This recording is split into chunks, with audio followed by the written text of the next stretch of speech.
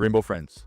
Rainbow Friends is a co-op horror game where players must survive by completing tasks while being hunted by colorful monster-like creatures known as the Rainbow Friends. The game takes place inside an abandoned amusement park and is split into chapters, each one filled with objectives that players need to complete to escape. Over the course of 5 nights, you collect items, power up generators, and navigate through different areas while trying to avoid the creatures roaming around. At its height, Rainbow Friends was huge. It pulled in over 4.6 billion visits and averaged around 70,000 players during its peak. The hype was so strong that Rainbow Friends toys even started appearing in stores, showing just how big the game had become. But despite all of that momentum, the popularity didn't last. The game quickly fell off and struggled to even average 10,000 players. The drop was sudden and largely came from one major issue. The game was basically abandoned after the release of its last new chapter, the exact type of updates players looked forward to the most. One of the creators, Roy Stanford, already had a history of abandoning his games, and Rainbow Friends ended up being no different. Roy's first big project, Redwood Prison, reached just under 300 million visits, and he also created Baker's Valley, which hit 190 million visits. Yet both of these games were left behind with no new updates, no matter how big they were. The same pattern repeated with Rainbow Friends. With no new content to keep the game alive, the community slowly moved on, and the game eventually died out almost completely.